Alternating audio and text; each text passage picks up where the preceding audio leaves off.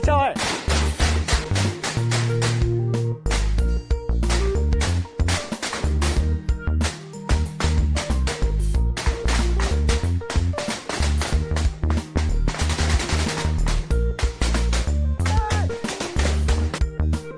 抖音。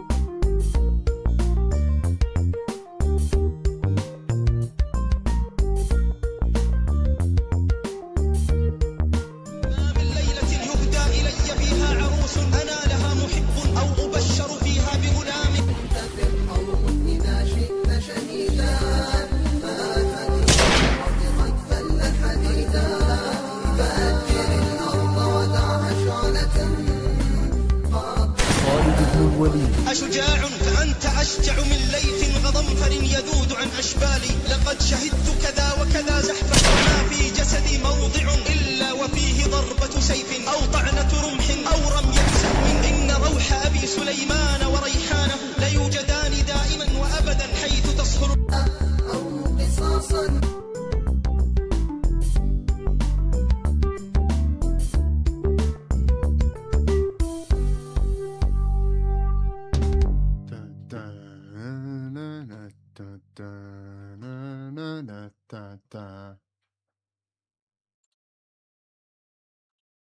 Turn this down a little bit. This over a little bit. Okay. Let's go. Lucy.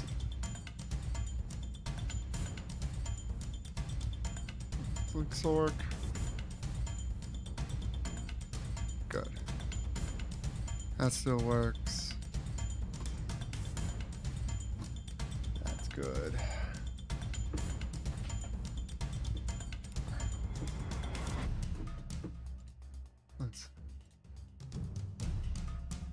By the way, side note, I think it's a little bit... He's about to make Alito's argument for why racial gerrymandering is okay.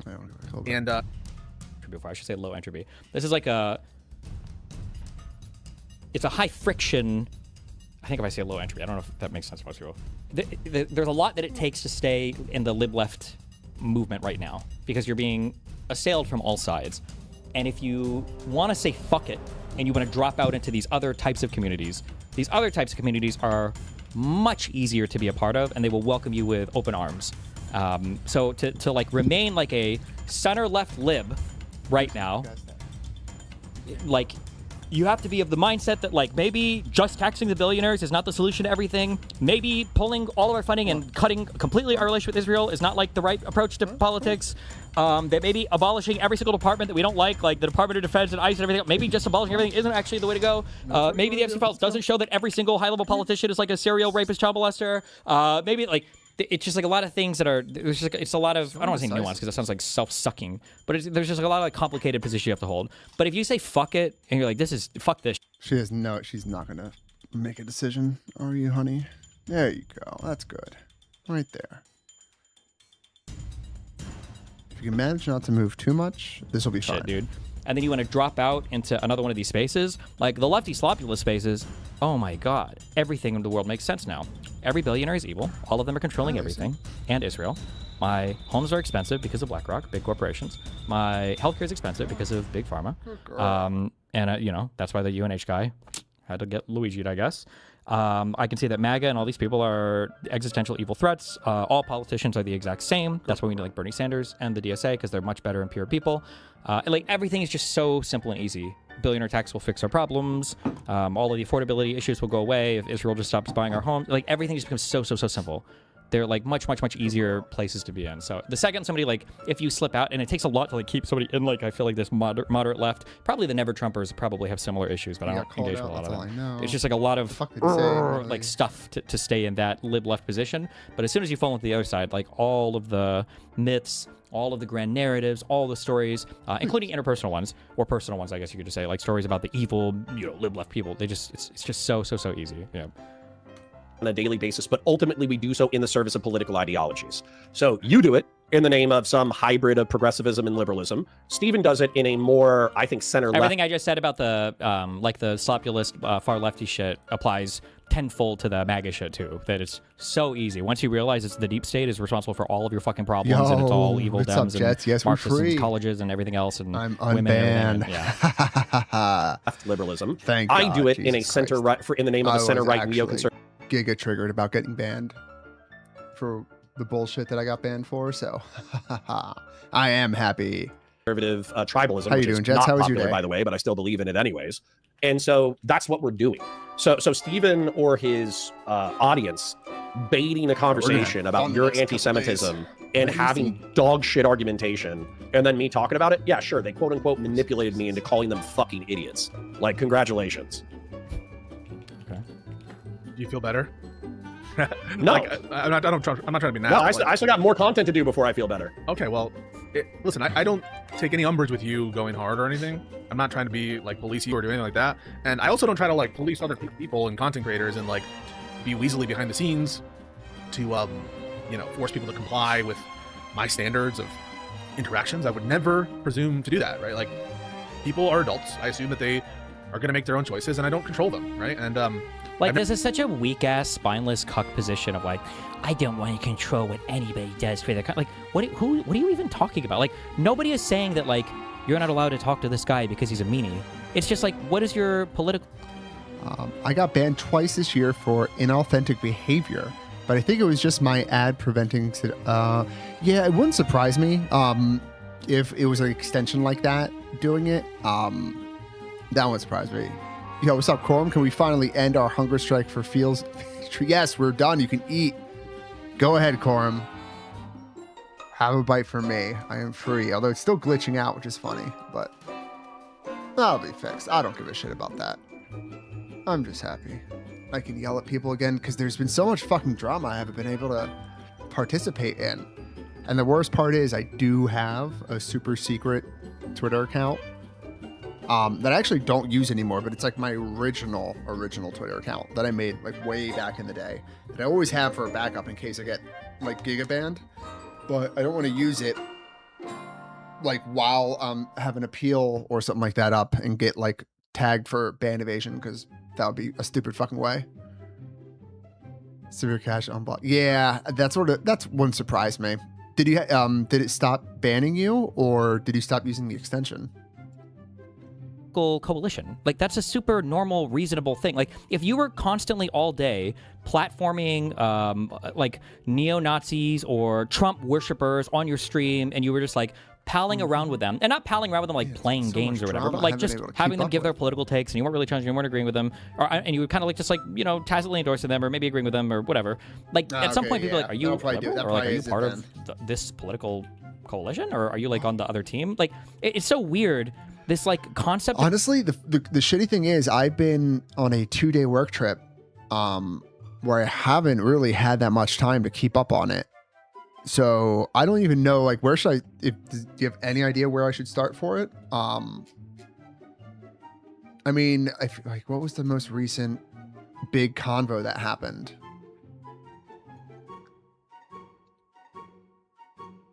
Of gatekeeping ended up being such a negatively charged thing, but it's like, you have to have an identity for the group that you're a part of. It can't literally be, like, not to sound like a bully, but it can't just be that every single person who wants to be in your group is in your group, because now you no longer have a group identity. It's generally they're built around some kind of like political ideology. Like, that's not that crazy of a this might have concept. been something, right?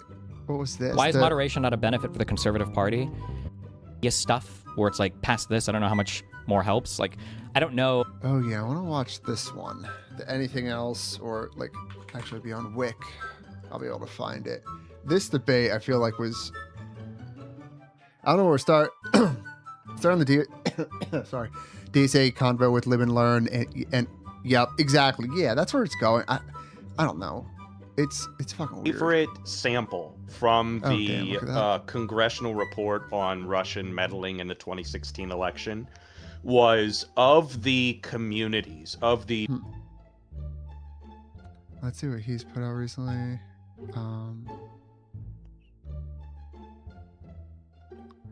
Where's the one that he just had?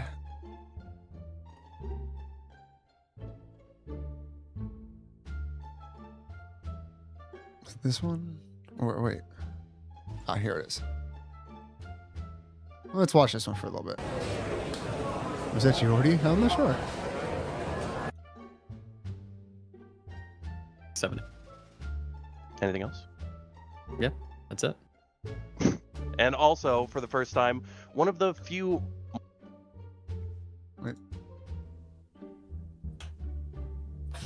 Someone have like a fucking video or something? Good evening, and welcome to the show that tomfoolery predicts will be off the internet within a year's time. It's the marketplace of ideas. So you I'm guys your have a good host, day? Kyle Smith, and with me, as always, is a man who's trying to infect this liberal bastion with his own particularly cringe brand of communism, James Vagabond. That's right, Kyle. I'm James Vagabond, and I am a damn dirty communist. However, it seems I'm not Fucking cringe. the damnedest nor the dirtiest, which is why I prepared the following statement. Before we get started into the meat of this conversation, it is pertinent for me, as an avowed communist, to clarify my place in all of this. Let me be clear, I am not now, nor have I ever been, a member of the DSA party. But more importantly, I've always been an Cringe. enthusiastic and staunch supporter of the Democratic Party, perhaps even especially Based? when in dialogue with the far left. For almost a century now, since Franklin D. Roosevelt, the Democratic Party has been the premier party for based, True. freedom-enjoying patriots. That's The a New good Deal point. represents the modern recognition that we as a society supremely benefit from proactively affirming our shared humanity and providing the means and protections by which we are truly able to not only pursue, but actually attain happiness. We were the party that witnessed the economic devastation of the Great Depression, witnessed a society of hard-working men and women standing in breadlines or broken from industrial labor, of the elderly languishing under the weight of inflation, worked to the bone until the day they died. We witnessed that and said we can and must do better, and struck a grand new deal in society on behalf of we the people. The brand Then, new when deal America spiel. was finally ready, the Classic. Democratic Party threw off the residual chains of slavery, banishing the Jim Crow apartheid state, enshrining and protecting once and for all the rights of all races to equally partake in the fruits of liberty. That is the foundation, and those are the values upon which our Democratic Party stand. And it is those values we must each represent in order to regain the trust of the people. And with that, welcome once again to the Marketplace of Ideas, the show that brings good faith and good fun to political debate and cultural discussion. The show some have called the sloppy thirds of online political culture, and frankly, I think that's fair. We here at the Marketplace of Jesus. Ideas strive to steal the very best ideas from this corner of the internet and pass them off as our own. And here today with us are some of the Oh, that's all distinguished funny. pundits whose ideas we've been stealing. Returning once again, against his better judgment, we dog. have champion of liberalism and Let the free dog out, speech, dude. Wick of Wick TV. Welcome, Wick. Please introduce yourself to the world. Okay.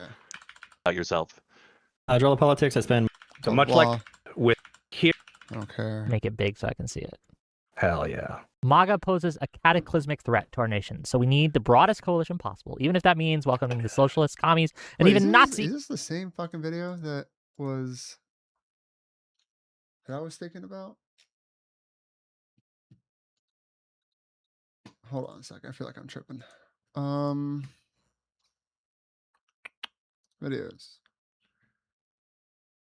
No, that was it.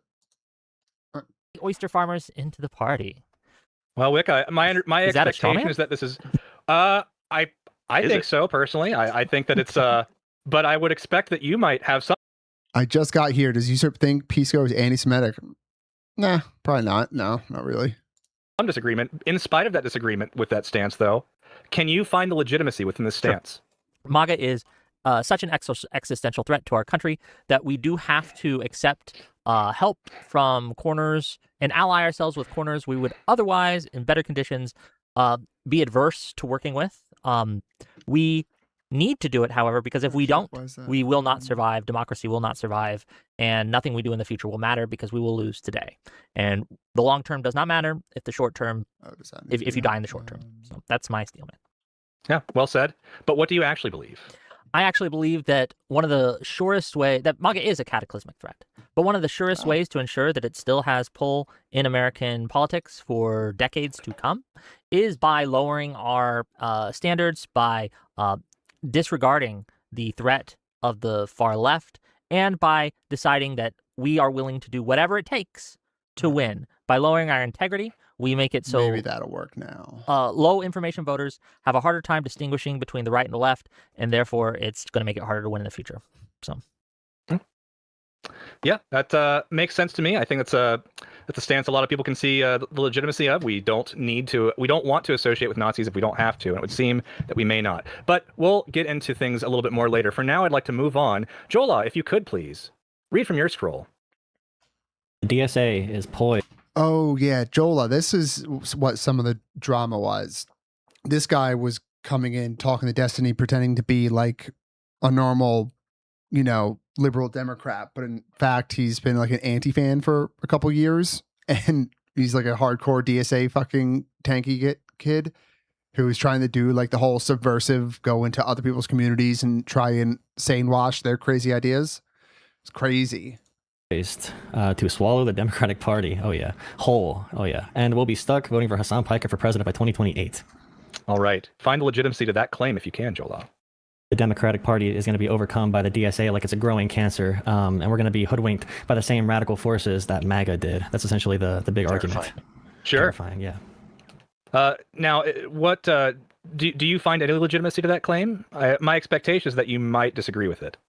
No, unlike some liberals, I'm very confident in the Democratic Party and liberalism. I think that progressive liberals and center liberals can power through the DSA wave, and we need more liberals to critique the Democratic Party because, I mean, the party where the DSA did win, it could have been very easy for that to not happen. So like Zoran Mamdani, that is what started this entire thing, right? When it comes to all these other candidates elected in New York City, if the Democrats did not support Andrew Cuomo, if there were not thousands of staffers to come out for Andrew Cuomo, and they supported another option that was still progressive, like a Brad Lander, maybe we never get Mamdani. And even with Andrew Cuomo being such a crappy candidate, it was still a pretty close race. All right. Well said. Then we will move on, last but certainly not least, Mr. Mooten, if you wouldn't mind reading from your scroll. It would be better to have Stalin, Mao, or the dreaded Francesca Hong in any political position over a MAGA candidate, even at the state level. So, Mr. Mooten, are you able to find any legitimacy to this stance? Yeah, I mean, this is basically just saying, like, it would be better for somebody aligned with the Democrats, like Francesca Hong, to be in the position of power over a MAGA candidate because the MAGA candidates might do something absolutely crazy, like we've seen time and time again. Yeah, it is precedented. But what's your actual stance on this issue? My actual stance is Francesca Hong will have to earn my vote. It's still the primary, so you can say anything you want about her as long as it's not, like, super crazy. But also, I think that she would be detrimental to the Democratic Party. I think that the DSA is a pretty big threat to the Democratic Party, and they're not here to be allies. They're here to subvert and stab us in the back. All right. Well, I think that was nice and concise. We will go ahead and end this segment. It was a great round of Strawman Steelman to get us started. Before we jump all the way into the conversation, I would also like to officially welcome our guests to the actual marketplace of the marketplace of ideas. And when I say actual marketplace, I do mean fake marketplace. It is not a real one. We do not actually have any gambling, but we do have a fake stock list where we have the creators who come on our show. And as you can see at the bottom, we've got Jola Politics, Mr. Mooten, and Wick TV all waiting for someone to scoop up some fake shares with the fake currency that we run our Discord server with, we call Grift Coin. So if you want to join our Discord and participate in that and show your support for the creators that you like the most, that is one way you can do so. If you'd like to support our channel, please consider visiting our YouTube channel and giving us a like and subscribe on this video before you go back to the streamer of your choice Discord, with whom you are currently watching. We are new to the game, but we are growing and learning. And much like the DSA, we're going to swallow the discourse whole. Cool. Brilliant. Yeah, real good at swallowing here. With that said, discourse. We do indeed have a long-going discussion amongst the left as of late on the internet in regards to the DSA's pull and influence within the Democratic Party. And with the three of us, I don't want to preempt your opening statements too much, but my understanding is that we all collectively recognize some negative qualities of the DSA that we should be aware of. So since we seem to have that common ground, as you give your opening statements, I'd like to pose a few questions towards you. One, is the DSA more dangerous than MAGA? Two, if you're not concerned about the DSA, is it because you think that they don't have the strength and capability of taking over the Democratic Party in the same way that MAGA did the Republicans? And three, where are your lines when it comes to voting for DSA candidates? With that, Wick, if you wouldn't mind starting us off, please let us know your thoughts. I oppose the DSA for the same fundamental reason I oppose MAGA, because I'm a liberal, and liberalism requires limits on political power, even when the people wielding that power claim to be fighting for something good. The DSA, socialism, etc., treats institutions, courts, the civil service, the press, and political opposition as obstacles to be brought under control when they interfere with their movement. Okay, MAGA comes from a different ideological tradition, but too often reaches the same conclusions. Liberal institutions are impediments to transformative politics. Capitalism, right, is not merely something to regulate, but something to overcome. And existing constitutional restraints, such as the Senate, are treated as barriers to real democracy, quote unquote.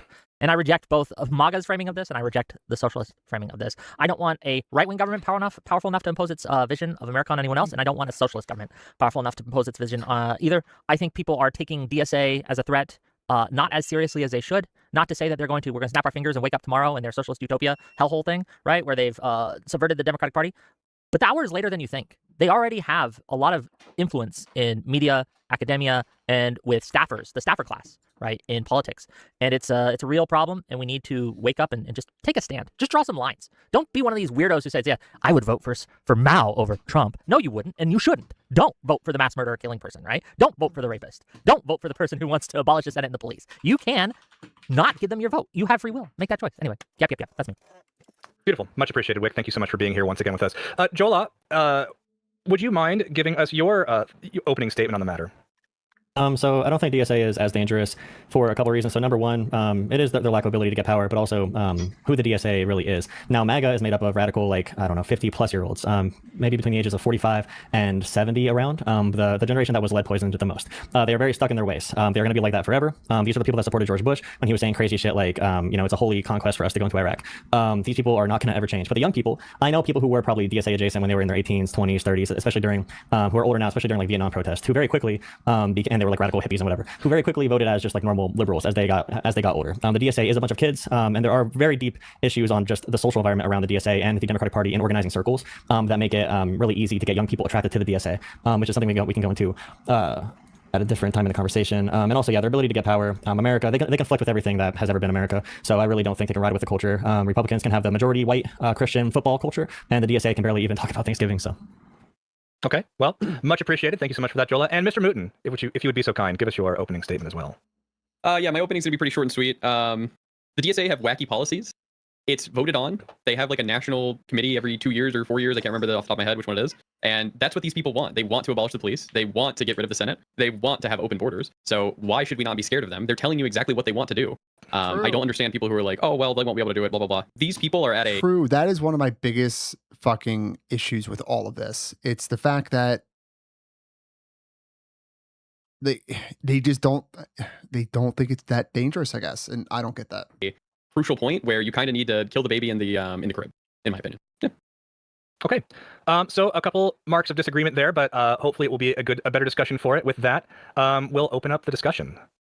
Yeah, I guess I just don't like this idea that many on the left have decided, because MAGA is the enemy, and MAGA is very, very bad. It is the enemy, and it is very, very bad, that they're giving a blank check to people who oppose MAGA, right? They will literally vote for anyone who opposes MAGA, no matter how bad, no matter how much long-term damage they want to do.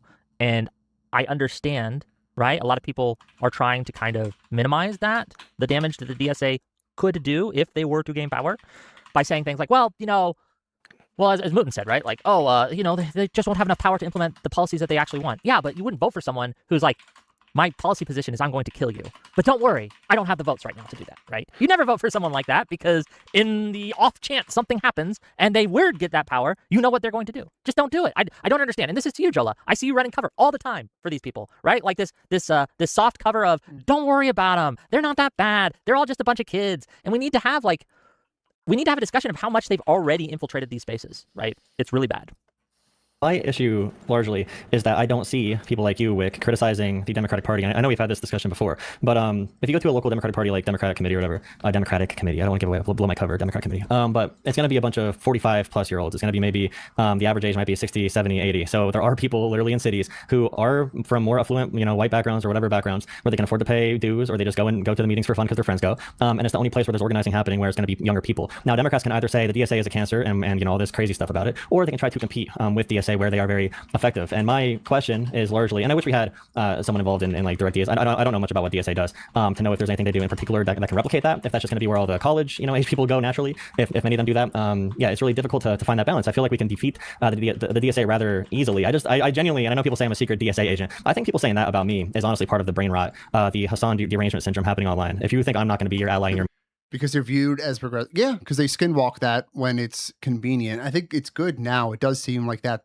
mask is starting to slip, or it's getting harder for them to keep it on, which is a consequence of them getting more popular and people getting more eyes on them and people asking more questions and them having to explain it. But yeah, no, you're 100% right. Movement, then you're gonna fall into why shouldn't the DSA members run as their own party? Why shouldn't they just run they under should. the DSA? They can. Yeah, they should. Well, my big thing too, as well with like Francesca Hong, who are you, if you're going to say we're against MAGA, who are you to say Wisconsin Democratic primary voters are wrong? Who are you to say that Maine Democratic primary voters are wrong when they want a more populist candidate? Are you saying that the will of the Democratic voters of Maine and Wisconsin just don't matter now because they supported a DSA candidate? It's not that they don't matter. It's that I have issues with the voting populace if they elect someone who is bad for democracy. I have issues with the voting populace who elected Trump, right? What are we going to say? Oh, are you just against the will of the people now because you oppose Trump because Trump got the popular vote? You should be okay with the will of the people? No. What is this argument? Sorry. Well, he did become president, and Trump should have become president because people did vote for him. I would prefer they don't do that. But we're talking about our fellow Democrats, our fellow No Kings protesters. If they look in voting Wisconsin, for Plattner or Hong, they're not my fellow Democrat. In Hong, for the Hong case, there's like 10 other candidates in the race. The one that was competing with Hong had some type of like financial disclosure issues because a dumb intern like double or triple reported every donation they were getting. They were saying there were ad expenditures that were not even real. So she had to drop out. And the person who they have running against Hong now, he said that he joined back into the race after he failed his campaign because he got a message from God in the form of a red bird that his wife saw. And because she saw this red bird, he knew it was his time to run. It's less crazy than abolishing the police. I mean, it's less crazy than abolishing police. I've seen some of Crowley, the gentleman who is the direct competitor with Hong now. I've seen some of his takes. He has good, solid, one of the best takes on data centers that I have seen, right? Everyone, all these sloppulists now are like, we need a moratorium on data centers. This guy, Crowley, comes out and he's like, well, no moratorium. We could regulate them and maybe address some of the issues with the environmental effects that people have concerns with, but we should be building data centers. Like, data centers have revitalized the communities that they've built in. And being anti-data center is a lot like being anti-nuclear in today's vernacular. It's going to make us poorer, weaker, and less able to compete in the real world. Crowley is a good candidate. Crowley is the union candidate. And she had Whitmer endorse her. She had James Carville come in, who's very influential with black voters as well, and she did win a majority of black voters. And every Michigan, it was actually a meme during the primary from like centrists that El Sayed has all the endorsement from other states. I think Stevens even said that he has the coastal elites coming in to endorse him. So when Wick says that she had all the fundamentals against her, I just don't agree. She had that. She had all the local endorsements that should be more influential in Michigan, not someone coming in from the outside. I think the final numbers from New York Times were either 10-1 or 9-1 outside spending. The extra $60 million definitely can't hurt. If she did not get that money, if she did not get the extra $60 million, a bill probably does win by 5 or 10 points. I think what Wick means right now is like the establishment isn't a popular thing. Nobody likes what's going on. So when you're an outside candidate and you're coming in and you're fighting against the establishment, you kind of have like the wind at your sails right now. You have all new media loves you if you are this, right? All the podcast bros, all the Twitter folks, and people act like influencers. Wouldn't the convo be better if it was framed as liberals versus populists rather than liberals versus very pro? It might be, but then we're gonna have to get into the definition of what like populist is, and I just think that like we'd have to switch the entire conversation because like it's almost like it's the primaries now and we're just talking about DSA and progressives, and once we get into the general, eventually we need to talk about the populists and like getting them like first we need to get our side to see the right thing, and then we can go against like everybody including the populists on the right. For whatever reason, and we're going to talk about the Mitch voter guy too tonight, I think. For whatever reason, people online have decided that online influencers have no influence, that the media has no influence. And they've decided to pretend this when that's just not true, right? You had new media, you had this Mitch voter guy make up a lie, right? Make up a lie about Stevens' internal pollster calling someone up and calling Stevens up and saying, hey, you have no path to victory. And he pushed this lie, and a lot of people, big names, Hassan, Keith Edwards, Wahajat Ali, and a bunch of others picked this narrative and ran with it. And did it affect turnout? I have no idea. But they were trying to do that. They were attempting to do that. You have new media just willing to lie about you. And I guarantee that these kinds of, like, people think that money in politics has a huge effect. I don't know if it does. We looked at the 2020 primary campaigns, right? $1 billion were spent to get Bloomberg to be our nominee. With a B, right? $1 billion. $1 billion. He didn't even get anywhere close. People overstate money in politics. They just do. The biggest threat to our political system isn't money. It's the staffers. And we see this how they're acting. Like, this is the threat that the DSA and other actors on the far left really pose, is they have positions of influence and power within the media and within organization groups and within the party. And they are pushing these candidates on us that are making it harder for us to beat MAGA. Look at when Al Said won the primary. We took a lean Democratic state and it became a toss-up. It's now objectively harder to win. In a also, blue if wave. Mo just won the election, then Tom Steyer would be at least one of the 2 governor nominees. Or say money has zero impact. No one's saying money has zero impact. We're not retarded. Of course, then if money has any impact, then if both candidates had the same amount of money spent, then El Sayed probably wins by more than he did, right? If it has some impact. I don't know. Okay, so money has no impact, is what you're saying. Because if it has any impact, that's exactly what I'm saying. You have to have a base level of it, but it has can we at least acknowledge it has diminishing returns? Yeah, I mean, if you have 18 ads of the same person back to back to back to back, especially like I criticized Kamala Harris, she was airing these dumb commercials in the middle of college. That's not a good faith answer to the question Wick asked. Football games. That's not going to help very much, but it does help with overall media saturation. What do you mean it's not going to help airing a commercial during a college football game? Having Kamala Harris come out in the middle of an NCAA game when everybody's in the bar drinking or whatever, no one's watching that commercial. I've been at these places. Completely wrong. You think people are staring at the TV and watching Kamala Harris ads on, all the dude bros at the bar? I think older people, the people who actually go and vote, are watching the ads. Yeah. Well, I think it works on normal people too. Mountain Dew and Pepsi spend, billions of dollars for a reason, and we all like to think that. That's true. It's not the young people at a bar that people are targeting with fucking advertisements on TV. It's people at home. It's people, and the people watching the game at home are old people, and old people fucking vote. Newton's on point. We're immune to the wiles of a Mountain Dew commercial, but there's a reason they spend billions of dollars.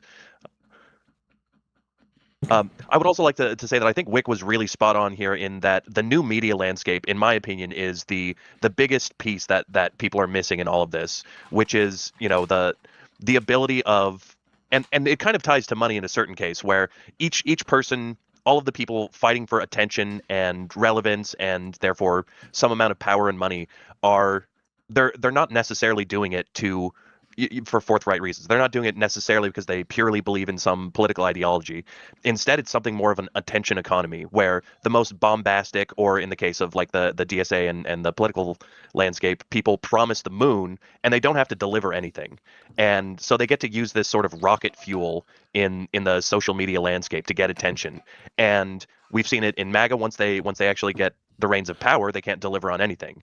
And to me, that is where I focus my thoughts on all of this conversation, is the new media landscape and the way that it is taking control of society and all these big decisions we're making. If I may. I will say, just really quick on the new media point, because I know you're going to talk about that, but Haley Stevens did have probably the biggest new media clip of the primary with her TMZ interview when she went off script, and they did not want her to do it, but she was her genuine self. If she would have done that more often, instead of talking about Abdul Sayed's podcast over and over and over again, and I'm endorsed by Barack Obama, like over and over again in the debate versus Abdul, she probably would have won. She would have won this primary. And you have to ask why the consultants are telling her to talk like that. She didn't. You talk about her endorsements constantly. If you look at the exit polls. Hold on, you just said that she was endorsed by Barack Obama. I don't think she ever said that. She gave the impression that she was in the flyer she put out, and you could see her talking to black voters. There's a clip of her walking around to everybody saying, "I was proud to work with Barack Obama." She's obviously laundering his name and using it for that purpose. You realize that she was endorsed by Barack Obama in the past, right? Okay, was she for this election? That's a terrible argument. No, but sorry, did she say I was endorsed by Barack Obama when I ran for Congress in a different race? Did she ever say that? Did she ever say that? Why did you bring that up? Why did you bring that point up? Why does it matter? Because this is one of the... Go ahead, Moon. Sorry. Because you're literally saying like, oh, why she bring up Obama? Well, she was endorsed by Barack Obama in the past. She has worked with him. So why are you lying and saying that she said on the debate stage that she was endorsed by Barack Obama? Can you answer that? I think it's fair play. I think it's fair play to use Barack Obama's name. Sorry, this is a big blow up, I think, in this conversation between Mutin and this guy. Hold on. Let's go back a little bit. Look at the exit polls. Hold on, you just said that she said that she was endorsed by Barack Obama. I don't think she ever said that. She never.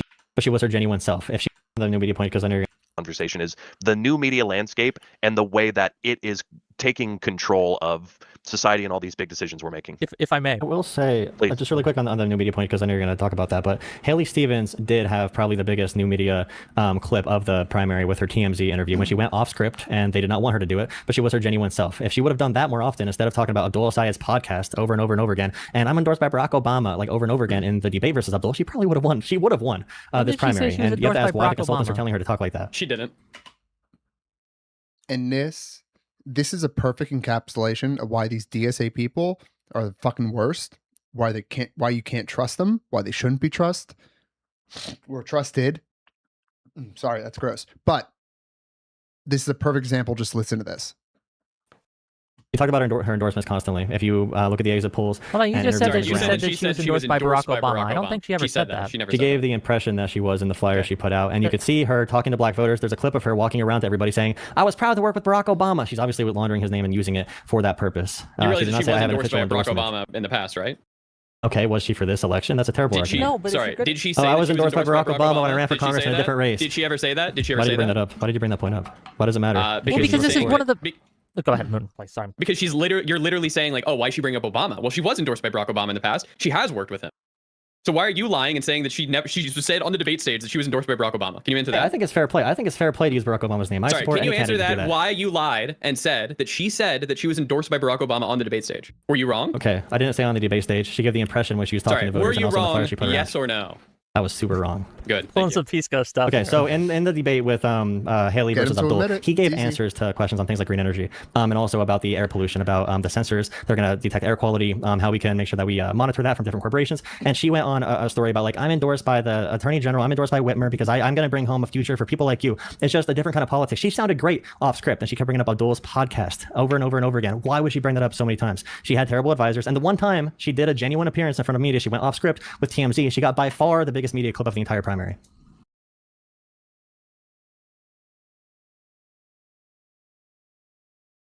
It's so dumb how they always mention the advisors and the consultants. It's like when conservatives use they and them to like just group up a random like group of people that they can use as some kind of boogeyman. I hate when people on the left do that with the consulting class. So what's your point here? A new media is accessible to moderate candidates. John Ossoff goes huge on independent media. Talarico does huge on independent media. These are not exactly far left DSA candidates. Definitely not John Ossoff. Definitely not Talarico. But they can still use new media. It's a candidate quality issue. Well, that's not. Hold on. That's not a candidate quality issue. That's a messaging issue. Here, I will criticize the Democrats. Yeah, and that's candidate quality. Yeah, if they can't message in the modern era. Yeah. Well, if they're capable of it, they're just getting. Let me get my point out. Let me get my point out. I think that the Democratic Party, the DNC, the establishment, whatever you want to call them, has failed when it comes to meeting the moment with new media and the landscape that we find ourselves in. Their messaging has been terrible and it needs to improve. But that's not a candidate quality issue. When I think about candidate quality, I think, how are they going to go? The vitriol makes it. Yeah, no, that's the problem, Corbin. Like, she wasn't a bad candidate. Like, she was goofy sometimes, like a little bit, but I don't think that was a bad thing. But that's the thing with these, these DSA characters. If they're not on your team, like if you're a moderate liberal, they're going to think you're just like a Republican. And that's why you think that. That's why it sounds like she's a Republican, because to them, it may as well be. What's up, Spy? I think it just got here. Did someone think? Yes. Of course. 100% anti-Semitic. Of course. Duh. How you doing, Spy? Are they going to be able to get bills passed? Are they going to be able to stand up for their constituents and meet the moment and oppose MAGA effectively? And I think that messaging matters, no doubt. I gotta go clear my throat real quick. I'll be right back. I'm gonna let this play. But I think that is what gets you in the door. One of my problems with the DSA and with the left and with the rise of the populist is it's all empty vagaries. We saw the DSA candidate went on, I'm not sure which interview it was. I don't think it was Fox News this time. It might have been, where they were basically asked about their tax policy, and they had slogans. We're going to tax the hell out of the rich. We're going to tax the hell out of them if you make a certain amount. And they were asked a very simple question. Okay, how does that work? They weren't able to answer. Was this the vice lead of the DSA? Yeah, was this Megan? Yeah. Comer and Megan Romer. That continues to happen when pushed on. How are you going to get this done? They don't have any answers, and it's because it's all I don't empty. like the DSA. It's all vacuous. vacuous. I'm against the DSA. Yeah, I don't like the DSA. Yeah, I'm against that. Yeah, I mean, I think that we can agree that like the Democratic members need to do better with new media and need to come across more personable versus like robots like Hillary Clinton did. Like if you watch Hillary Clinton interviews now, I don't know if I was brain broken back then or what, but Hillary Clinton now seems super personable, super cool, super chilled, like somebody you could go have a beer or talk with, versus before when she was running in 2016, it all felt weird, cringe, and just not good. So I will agree with you, Joel. We have a problem in the Democratic Party, and we're not like faultless. Yeah, I definitely agree about Hillary Clinton. I don't know if that's I was definitely brain broken at the time, but I also think that if she would have done more long form media, if she hadn't been so allergic to going on more podcasts, things of that nature, she might have endeared herself better to the public. Although, I mean, being the way things were at the time and how much the well was poisoned regards to people's perception of Hillary Clinton, I don't know about that. So the danger here then is the DSA's ability to capitalize on the wide open media landscape that has been a bit underutilized. But that's one of them. Yes, the Republicans seem to have. The messaging they're using to gain power and influence is anti-Democratic Party, right? That's how they win. Is they point to the Democratic Party and they say, these guys are failures. These guys suck. These guys can't win. These guys haven't done shit for you, right? And they use populist rhetoric to paint the Democratic Party as feckless, impotent, and bad. And like we have studies, actually, that show one of the reasons it's been hard to hold Trump accountable for his corruption is because so many voters see the right and the left as the same when it comes to corruption. That's bullshit. But one of the reasons they feel that way, and one of the reasons the voters think that way, is because you've had nonstop for the last 10 years a constant stream from segments of the left saying just that, right? This is the danger, one of the major dangers that the DSA, the far left, etc., pose, is the messaging that they use to win makes it harder for us to differentiate ourselves from MAGA. Dems need to run on easy things that like the American people are actually going to like. One of them is just going to be, I'm in super big support of free or reduced childcare. Every family can take home extra money each month. It'll go in their pocket. Another thing would be stock trading. I don't think any Democratic candidates or anybody in office, public office, should be allowed to just publicly trade stocks, especially in Congress or the presidency. So we need to have better messaging as Democrats. Yeah, I think we can all agree that the right adapted to the new media landscape a lot quicker. I think they were pressed to do so because they were in the sort of minority culture of political discourse. You know, we had the Obama years, the Bush years. They didn't really stand for much. They hadn't had a real champion since Reagan. And so they sort of gravitated towards these new media spaces to sort of recreate their culture. And we've seen the further left doing the same thing.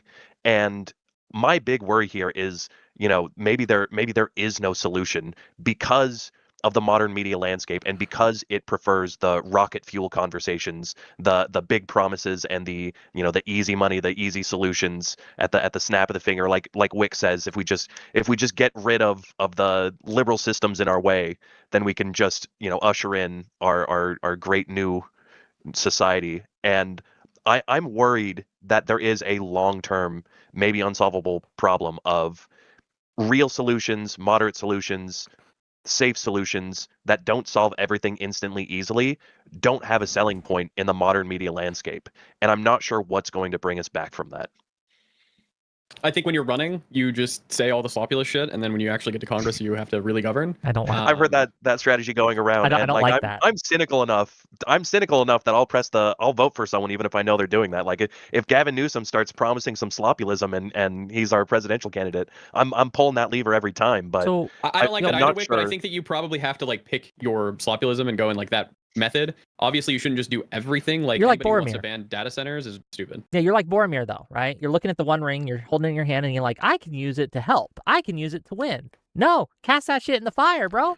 Like one of the problems with populist rhetoric is that it destroys trust in institutions.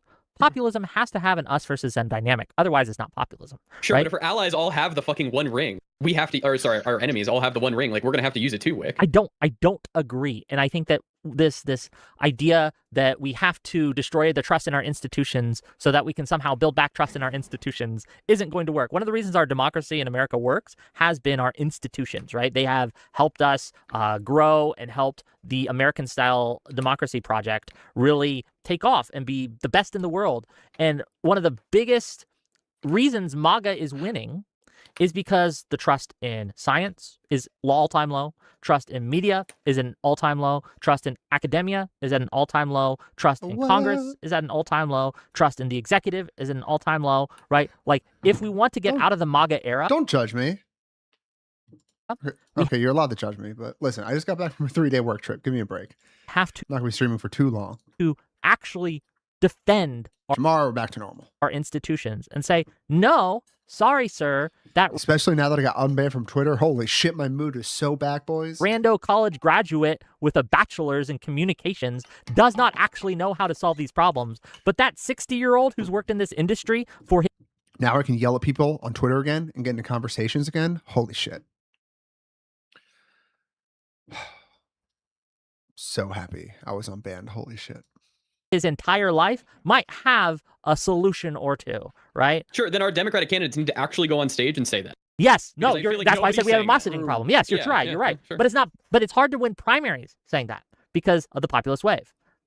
It's just sure, but I feel like that's a bit of a defeater. Like if Haley Stevens was up there, and I think she was kind of trying to say this by calling him a podcaster, but I think you need to be a lot more blatant and in the voters' face about it, and just be like, this guy has never done anything in like actual the Congress or the Senate or public office. Like really, I know he kind of had whatever it was. But she needs to go out there and just be harder about it. So I don't know. Yeah. But when she does promote her work in the actual political industry, people like Jolo will say, "Oh, she's just saying that she's endorsed by Obama." No, she was using that to show, hey, the president of the United States really liked my work with his auto industry package for this state that I helped to govern, I helped to get through, I helped to implement. Like these are all positives, and I feel like we're living in a world where being a politician is seen as a negative when it should not be, right? I think that is, again, the result of people leaning on populist rhetoric, is people who are experts are not seen as unable to do the job. And so we need fresh, young, outside voices that'll get shit done. True, that's what populists think. All populists want to tear down the system and fill it with people who, agree with their vision, and always ends fucking terribly. And everything seems to be getting worse. I think an issue like ICE definitely deserves populist rhetoric and populist anger, and I think it's at the point of losing control completely, where we do need some pushing from the far left, and that's why I think DSA candidates are probably healthy for Democrats in that regard. We do need very, very radical action with ICE. Like Tom Homan won his highest awards and accolades under Barack Obama. He's been around for a while. Obama did a great job decreasing the private prison system and overall private prison spending, but that spending went directly to detention centers. And right now we currently have government officials like Miller and Homan who are invested in GEO Group and a bunch of other operators of these private prisons, and we have mentally ill, manic, idiot wife beaters murdering people cold-blooded, like in Maine, for example, not having even a crime scene preserved with evidence, not having any trial, no investigation, like nothing at all. The FBI is not even going to be investigating these cases anymore. It's disgusting. Yeah, and I think that is like an issue where voters I think they're right to want populist anger about that, and I don't know if we're going to get the reforms. And even if my overall take would be repeal and replace ICE, you don't even need to be like a ball. And everything that's good, like, getting rid of ICE or saying that we need to... Lucy, Jesus.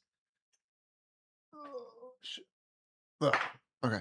Or them saying we, defund ICE or replace ICE they always take that and say, oh, that thing, that's only something that we came up with. That's a populist thing. When you can reform and replace in the system we have now, we don't need populism to do that. It's like when socialists and communists will try and take credit for getting the minimum wage or a 40-hour work week passed.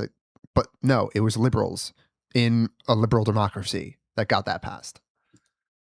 But that's like Abdul's point, is repeal and replace it with the it wasn't ICE, it was the immigrant.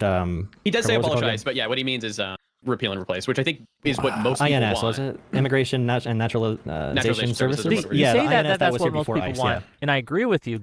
But there is a group of people who don't want that. First one, I don't think that being angry at ICE right now is necessarily populist rhetoric. You can use populist rhetoric in order to target ICE, but you can also use institutionalist rhetoric to say this institution has fundamentally been subverted to what it was supposed to be by Trump basically opening the doors to all these crazy fucking folks to come in and be ICE agents, and what the policies from the top, because of Trump's appointments, have subverted the agency, and so it has to go. And so we can build a better agency, right? And we can build a better version of immigration enforcement in America. I don't think that that's necessarily populist rhetoric. It can't be. But you're absolutely right that if it is an institutionalist take to say this institution isn't working and we need to reform it, or we need to replace it, or it's just not fulfilling the job that we thought it needed to do, so we just need to get rid of it, right? This is a fundamentally different thing than saying the corporate elites have destroyed us and it has decided to subvert the will of the people. So true, Wick. All right, guys. I'm so tired. I got back from a work trip today. A 3-day fucking trip in a dirty ass motel for a shitty conference that sucked ass. That sucked. So just wanted to come live because I said I was going to be live on Thursday. And I need to stream almost every day, even if it's just for a little bit. But even these little streams I know aren't actually good. So I got to stop these. But Quorum, Spy, anyone else who's still here, thank you very much for stopping by for this very short stream. I'm tired as fuck. I'm going to bed. I should be on tomorrow night. After work. I don't think I have anything with the wife. Saturday, I'm not sure, but I'll let you know tomorrow. But I'll definitely be live tomorrow. No, thank you for coming, Quorum. I'm the one who should be thanking you. But yeah, appreciate it. And now that I'm unbanned, it's going to be so much fun. Oh, I'm so excited. All right, guys. We're going to have fun later. I'll talk to you later. Thanks again for stopping by. Have a good night. Peace.